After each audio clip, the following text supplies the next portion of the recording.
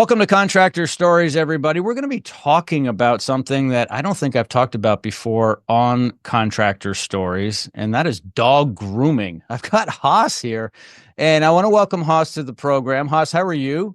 Doing well. How are you? I am living the dream. Thank you so much for asking. On the program, Contractor Stories, we talk to electricians and plumbers and roofers and HVAC people, foundation repair, landscaping, go down the list. Um, Dog grooming, no, but I'll tell you what's really important. So many people who own homes also have pets, right? And today, and I think you're going to shed some light on this. No pun intended, the shedding part, right, of a dog. You're going to shed some light on how big this industry is. It's huge, in the billions, probably. The whole pet industry I know is in the billions. And I'm excited to have you on, Haas. Thank you so much for joining me. Thank you for having me, Jim. Thank you. So tell me a little bit about your company. I understand you had to come up with a name that was unique because you have a franchise system nationwide. You want to make sure you could protect it. And it's called Kontota. Yes, it's called Kontota. Yeah. Yeah. So basically, we started in 2019. Mhm. The first time when we started, the official name of the company on paper is Guardian Grooming, Mhm. right? Just like any new business, you start a company, you think you can get a trademark, but it is actually a lengthy process. So we actually went to trademark it, and there was another company called Guardian Pet Sitters, and we're like, oh, this is not good. We can't just use the name to continue, right? So we started looking at different unique names. What kind of names can we pick that are unique? When you think about like a lot of these big companies like Amazon or Uber or Lyft, it is, these are like very strange names when you first start off, like Amazon. Like Amazon is Amazon now because like everybody knows about it, right? But back when they started, like they were like, what? Amazon, what is that? So it's the same thing. So we're like, like in order for us to trademark the name, we have to come up with a very unique name. So we looked at different flowers. Let's look at different flowers, and we came up with an exotic Japanese flower. So that the name Kontota stems from an exotic Japanese flower. And we're able to trademark it, of course. And now we use like the name Kontota. We do business as Kontota, and that's the entire franchise system that we have now. I like the way you said stems because there's Yeah. a stem on a flower, right? That's very good. It's a great name because it is distinctive. It's a lot like um, an Uber or an Amazon or a Google, right? Today, if you were to ask people who didn't know what those were, would that be a good name for my, new tech company, Google? It'd be like, I don't even know what that means. But after a while, we get so used to it Yes, and it it is. ends up being cemented in people's mind. And that's when branding comes in for sure, Yeah. which I know is part of your plan. So during the pandemic, you decided to get into the mobile dog grooming business, right? Correct. So That's right. why did you decide to get into that business of all businesses? There's so many businesses to get into. Why mobile dog grooming? Great question. So, like, first off, just for full transparency, I used to be an engineer. I used to be a data scientist and engineer. That's what I did. I have my bachelor's and master's in engineering. Okay. So the thought of me running a mobile grooming company or a franchise is it was not even a thought. So I used to work in the oil and gas industry for about 15 years. I was an engineer, data scientist. I taught at different like universities, and I always wanted to start a business. I didn't want to work for somebody else. I always wanted the idea of the idea of starting a business and scaling it always inspired me, right? So after years and going through a lot of ups and downs in the oil and gas industry, as you guys know, when the oil prices go up or down, your job is a function of that. So I didn't want to be a function of the oil pricing or gas or natural gas pricing. So back in 2018, 2019, started looking at different models, fitness, tutoring, restaurant, different like even like franchise models. And then I came across mobile grooming, Mm. and I was like, wow, mobile grooming. How about that? I thought about it a little more. I'm like, well, what percentage of people in this country have dogs? And we're like, well, that's about roughly 45% people have dogs in this country, right? Wow. And I was gonna say, what's not gonna change 10 years from now? That's the question a lot of people want to ask. Like, what's gonna change 10 years from now? Okay, well, the AI is taking over. This is gonna change. That's gonna change. But what's not going to change 10 years from now? And also, another question I ask is this a scalable model? Can you start with one van and scale the model versus like having to buy more real estate and keep, so like first off, 10 years from now, I mean, unless there's an apocalypse, people are going to have dogs, and you still need to take care of your dogs and groom your dogs, right? So this is a model that is not going to, I mean, I'm sure some level of automation will kick in, but in terms of like the industry just going away 10 years from now, it's not going to happen. Versus I used to work, I used to write codes, and now ChatGPT can do can do it a lot faster and better than I can, to be frank with you, with their new model. So in the AI in the tech industry, a lot of these companies have dog lives, which means they change quickly, right? Somebody can come up with a better software, and overnight you're kind of gone, right? But with this industry, since it's hands on, it's a lot of trade skill. It's not going to change 10 years from now. And number two, as I said, scaling it, like we've scaled tremendously just in the past 5 years, started with one van.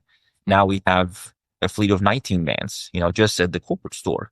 So the idea that you can scale this model to the next level, that fascinated me.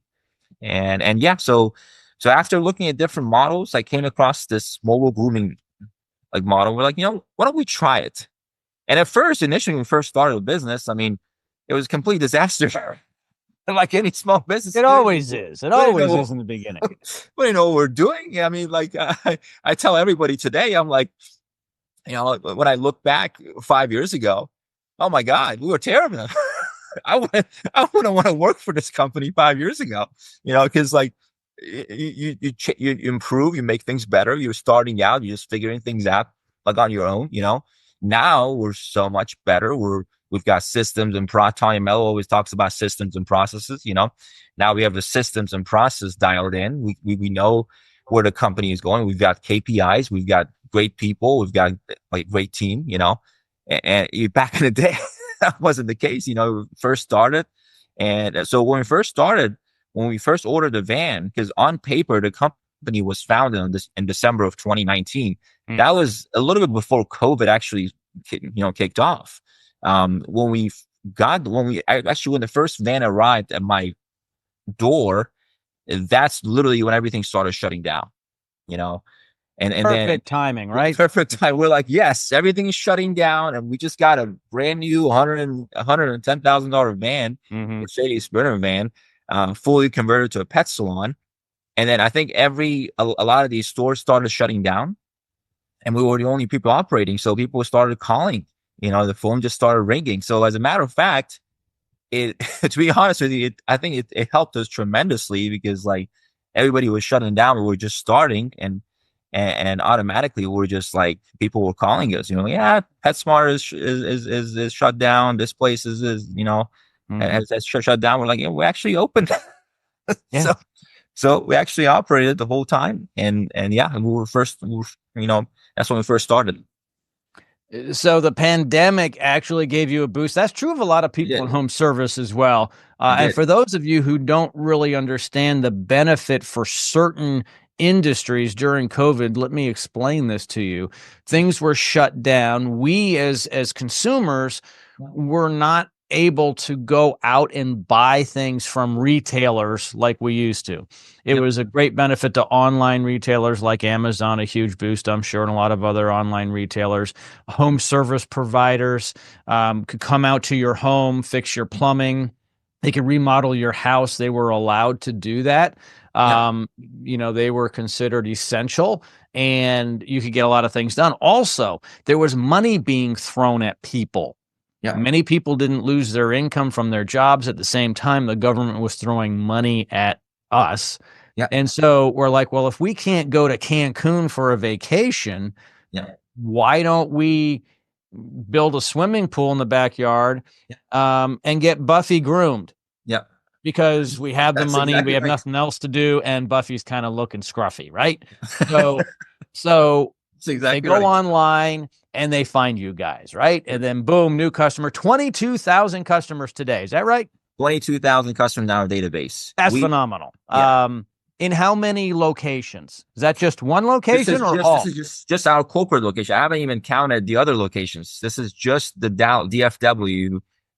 We started with, of course, 0 customers during the pandemic, and now we have close to 22,000 customers. We just groomed 24,000 dogs in December of last year. 24,000 dogs. I'm sorry. 24,000 dogs in Yeah. 2024. Yeah. We Yeah. groom roughly 2,000 dogs a month right now. 2,000 dogs a month, and we grew 24,000 dogs just in 2024. Okay, so without divulging much financially, I can tell you've got a pretty darn strong top line. How's your bottom line? Are you profitable? Yeah, of course. I mean, we take the profit, we retain. I usually take a very, very modest, salary for myself, because I'm not that kind of a guy to go and spend money on fancy stuff. It doesn't really excite me. What excites me, what truly excites me is growing a team, scaling a business. So we put a lot of that money back into the business. We return the earnings, putting back into the business, and keep buying more vans. So yeah, it is. I mean, it is a profitable business. I cannot, since we're a franchise like company, our financials are disclosed in item 19 of the franchise disclosure document. So I cannot give an exact number and get in trouble. But of course, we're profitable, and we're constantly buying more vans. So just to make it like fully transparent, not only we're profitable, but also we're constantly growing. We have no plans of slowing down our corporate store, because our corporate store is so successful. Like, why do we stop? We can just keep growing. So we're constantly buying more vans. Like in 2025, we're planning on buying 5 more vans just this year. And of course, expanding the franchise system as well. Yeah. So why franchise? Why not just go corporate in every city? What led you to believe that that was the best avenue to take? Because there is that fork in the road. We're like, we want to expand. Do we expand with our own people and our own capital?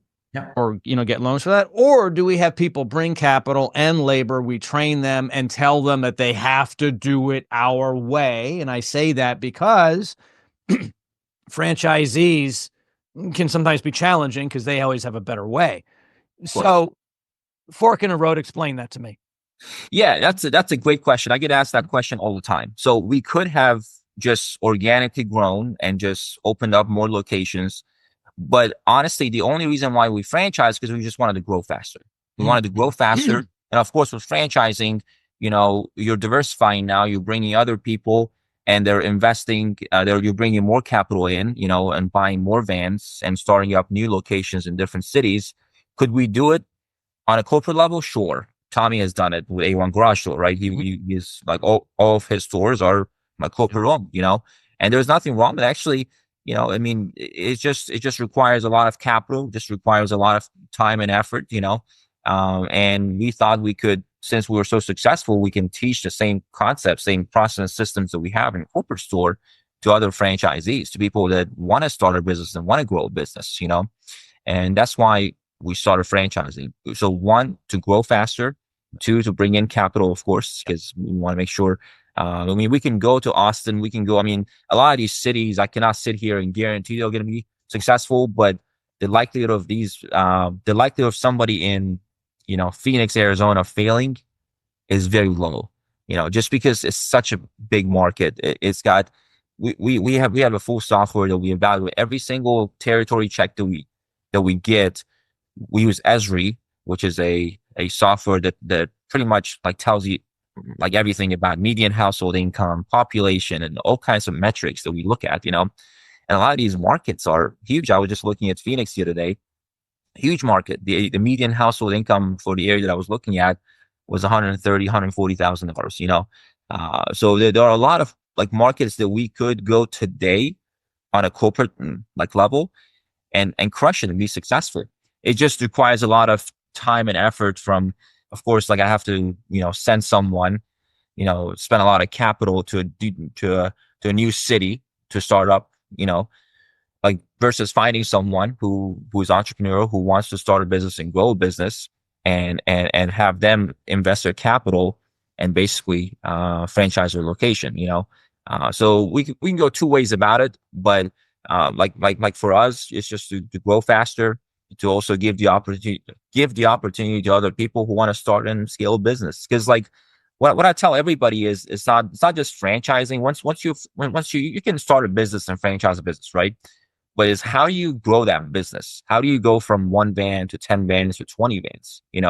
Because you could have a small business, with that earns you a living, Mhm. but can you grow that business, and scale it? And one day, if you want to get out of it, if you want to sell it, you can sell it. So if we can help everybody, all the franchisees, they can start a business and scaling a business, and then eventually one day, let's say 10 years from now, they want to sell it, we can help them with that process too. So yeah, so that's pretty much why we started franchising. What was the thought process behind it? Could we do it in a corporate store banner? Sure. I think we could. It just gonna take more time, just because we have to hire, and it's gonna be a lot more, things to manage at that point. Are you licensed in all states to sell a franchise? And not all states. We're licensed in about 33, 34 states. We have there are some states that we could get licensed, like California and New York. We haven't tapped into those like markets yet. We've been primarily focused on business friendly states, for obvious reasons. But if we want to go to California one day, we certainly can certainly get registered. That's not an issue. But we've been focusing mostly on really prime markets. You've got we're in 7 markets now. We're in Houston, San Antonio, Alabama, Palm Beach, Florida, Miami, Florida, and Austin, Texas. And we still have a lot of prime locations available, and like Phoenix, Arizona is a prime location. We've got we're also in North Carolina too. So we got South Carolina, Pennsylvania, Ohio, Oklahoma. We got a lot of territories left in Texas. So we got a lot of prime locations left before we actually move to other States. states. Exactly. It sounds like you like the South. You have a lot of southern locations. Yeah, I mean, they do really well. They do really well, and the weather is always, nice and sunny. I mean, I'm in Texas, is always sunny and beautiful. But this model would do well even in the cold, because you still Mm. need to get your dog groomed. I mean, it is like, I don't know what the temperature is today, but it's pretty cold today, but we're still out there grooming dogs. A lot of these dogs require routine maintenance. They require grooming every 4 to 8 weeks. Mhm. Unless it's just a bath. A lot of the customers don't get just a bath, but like a lot of these dogs need to be maintained and groomed every 4 to 6 weeks. You know. What type of licensing, insurance, accreditations do you have to operate a business like this as a franchisee? Yeah, so we don't have to have any kind of grooming licenses. We have, like, all of our groomers go through certain like CPR certification, of course. We're AKC certified. Our salons are AKC certified. But in terms of like mandates to have any kind of licensing to groom a dog, it doesn't exist. Mm. In a lot of the states. So that's really not an issue at all. So what we do, we pretty much have a full grooming academy here, like in house. Yeah. So we train people in house. So we find people that have great personalities and great attitude, and we bring them on and train them. Our training program usually lasts about 6 to 8 weeks. So in 6 to 8 weeks, we can take someone with no experience at all and train them and get them up and running. And we've been successful doing that since we started the business. How big is a territory? So is it by zip code? Is it by county, by city? How does that work? Yeah, great question. So every territory has up to 300,000 population, and it is by zip codes. So let's just say if somebody contacts us from Phoenix and they live in this zip code, what we do, we go around that zip code and find enough zip codes around it that would equal to 300,000 people, and that will be one territory. Okay. And with 300,000 people, you can fit a fleet of vans. I cannot, for legality, I cannot give you an exact number of vans that you can fit in each territory, but you can fit in more than one van. You can fit in at least few vans, in each territory. So, so each territory consists of up to 300,000 population, and it's based on the number of zip codes. Now, here's the thing: if somebody contacts us, and let's just say they're located in a pretty bad location, we tell them immediately. After our second call, we tell them, hey, we've done the analysis in this area, and the median household income is low, so we wouldn't recommend starting a franchise. Because the last thing we want to do as a franchisor is to, bring somebody on and then they fail. Because for every failed franchise, we have to disclose in our FTD. It doesn't look good. It doesn't look good. It's not good for anybody. It's not good for the investor, franchisee. It's not good for us. So we have to be very careful. So we do a full analysis to make sure the territory has potential, to make sure the median household income is high, to make sure the population it's not just, it's also concentrated, so you can fit as many customers as you can. So we look at a lot of different KPIs and metrics, and then if that territory is deemed to be good, then we go to the next step. If I bought a Kontota franchise, sure, what kind of radius am I looking at in terms of miles? Is it a 5 mile, 20 mile? Because there's a big difference between a 5 and a 10 mile when you're talking radius. All of a sudden it's so much more space. I know you're doing it by zip code, population, but if do I want to be located in the center of my territory? If I were starting over, let's say I was moving to the territory, right? So I've done my research and I've spoken to you and your team, and I want to buy it in small town USA, but the demographics are great. But I live in any town, and any town is 50 miles away, and it's not a good place. So I'm going to move my family. Am I moving to the center of that? And what is that radius? Yeah, that's a good question. So yeah, if you can move in a center, then you can go, we go 10 to 20 miles, but as you expand, you can also just rent a little warehouse space where you can park more vans. So just to give you an example, at our corporate location, we have two facilities. One is in Frisco, is our main facility, and the other one is south of Frisco, and it's called Louisville. So that Louisville location services a lot of the customers closer to Dallas area, in Plano, Carrollton, those areas, and the Frisco location services a lot of customers in Frisco, Little Elm, Prosper, Aubrey, Salina, McKinney, locations. So you could easily, even if you lived somewhere else, you can easily have a facility that is pretty central to all your customer base and travel within a 10 to 15 mile radius, and as you expand, you can, of course, get more warehouse spaces. You can rent more warehouse space. Yeah, Haas, that's a nice little business. So I assume that as the franchisee, I have my mobile unit, the van, Yep. At my house. Yep. There might be some HOA things where maybe I can't leave it out. Don't know. Maybe I can put it in a carport or a garage, or store it somewhere else, or park it somewhere else. Yep. But I like the mobile part of it. Brick and mortar makes me a little anxious. But having wheels is great. Yep. And it means you can take it places. Plus, it is a moving billboard. Talk a little bit about that, because I know that came into play when you came up with branding and the messaging, and you're like, we have these mobile billboards. We've got to do it right. Did you do anything special? And would you do something different today after the initial? That's a good question. So initially, when we first started, our logo looked terrible, by the way. So we had to rebrand it. It was called Guardian Grooming. The logo, if I showed you a picture, you'd be laughing today. It looked terrible. Now today, actually, I have a little minivan right here.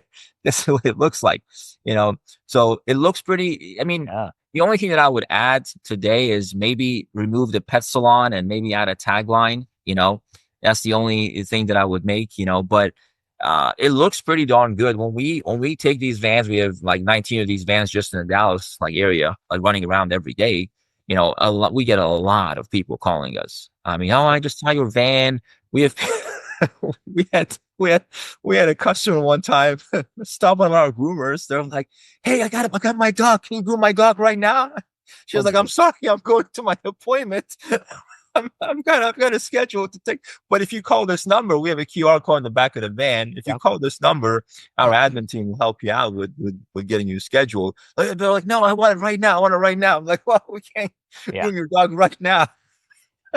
We get stopped all the time at different when groomers go to gas stations to get fuel. They always get stopped. Oh, what are your pricing and whatnot? So we always have business cards. There's a QR code on the back of the van. They can scan and actually go online and book an appointment online. But yeah, the graphics. Tommy Mello talks about it all the time.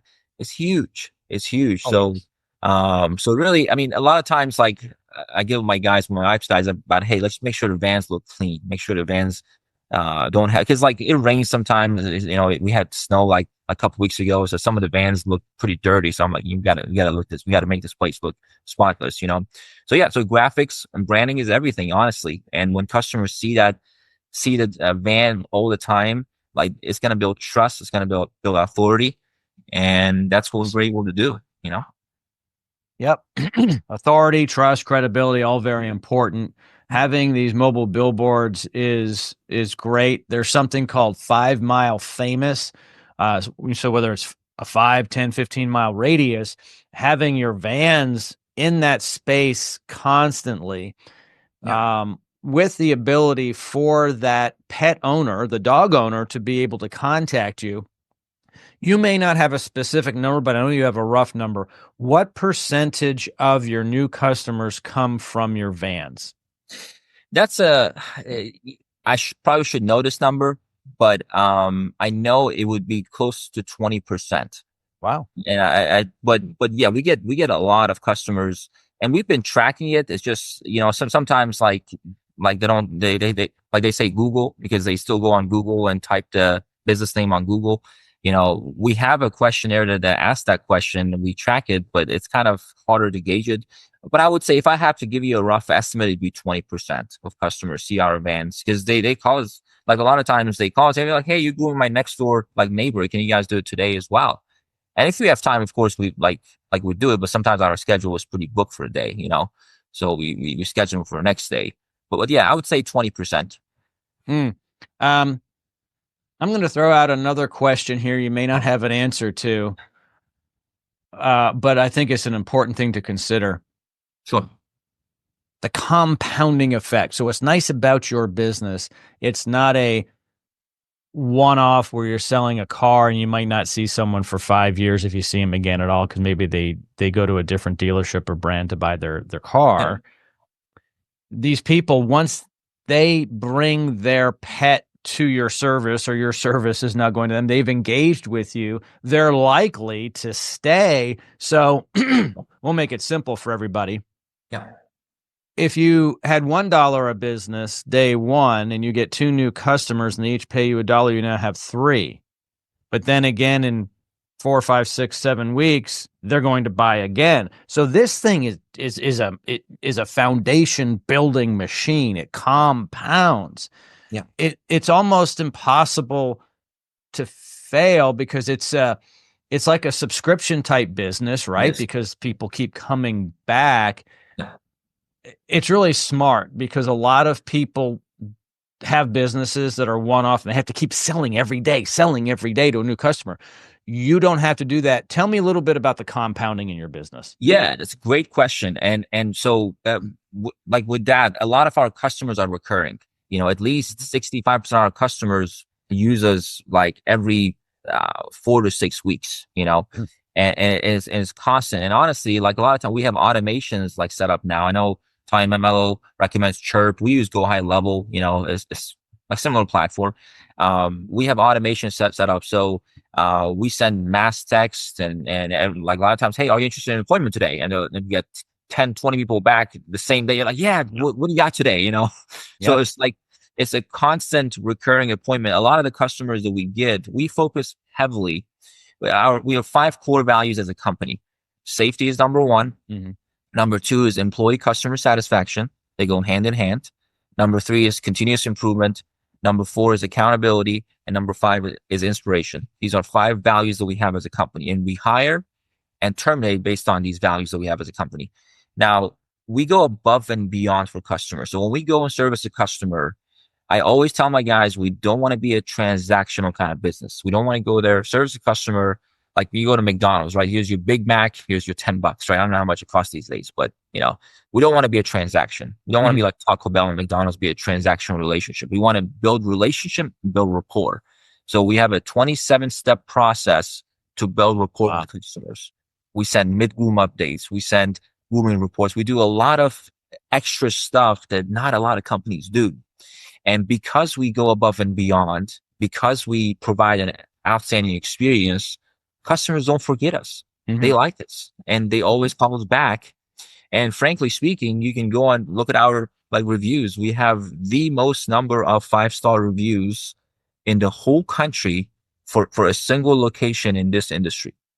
We have thousands of 5-star reviews just because customers, they see that we care, that we put our entire effort in making sure their dog is safe and taken care of, and they see it. So when they see that, it builds trust, it builds credibility, it builds authority, and they keep calling us back. And so we're huge on customer experience. We're huge on customer satisfaction.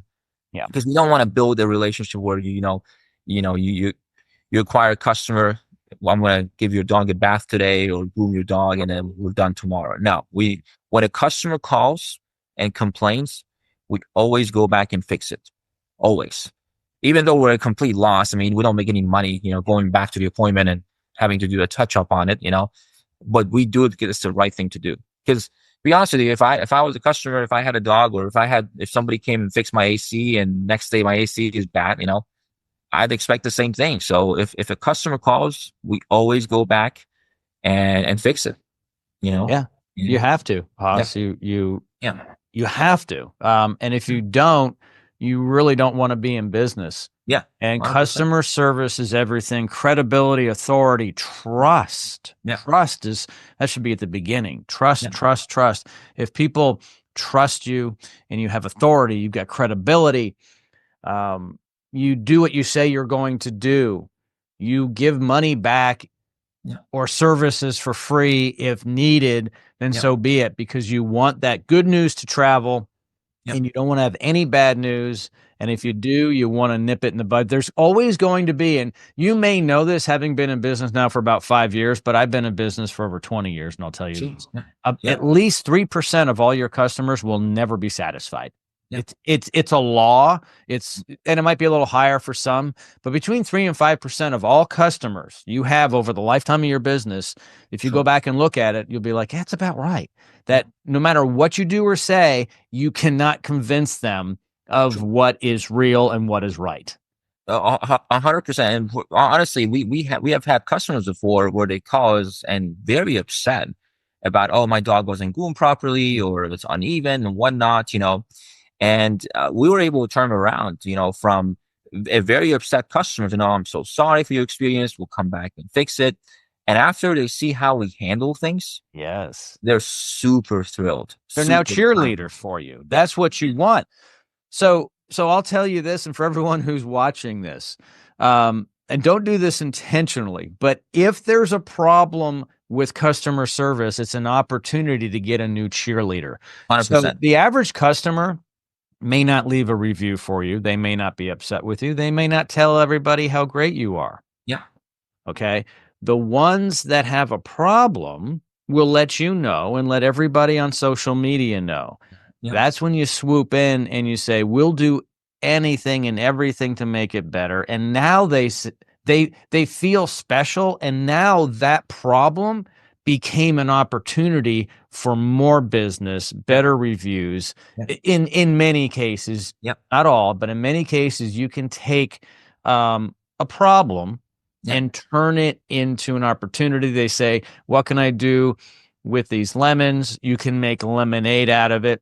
And Yeah. that's an important lesson for all business owners. It's not a problem when, a team member walks into my office and they say, Jim, we have a problem. I say, go back out and come back in and tell me what the opportunity is. All Yeah. right. Because it's not just a problem. There is an opportunity. 100%, 100%. And you're right on. I mean, as long as you take care of those customers that have been upset and you're very genuine about it, because mistakes happen. I mean, like we have, 55 plus people on our team. People make mistakes. I make mistakes all the time. so, so it's just part of the process. And I tell my guys, it is okay to make mistakes as long as you learn from it. You got to Yes. make mistakes. We all make mistakes, and as long as we learn from those mistakes. But yeah, it is, as you said, it's a great opportunity to go back and take care of that customer and make that customer a lifetime customer for you. It's all about the lifetime value of the customer. Lifetime value is important. I want to get you back on the podcast, Huss, because there's so much more we haven't covered. So Would love to talk about lifetime value of a customer because that's so important. Unfortunately, we're out of time today. Would love to have you come back. How does that sound? sounds great to me. I appreciate it, Jim. Thank you All so right. Thanks, much. Huss. It's been awesome. Yeah, thank you.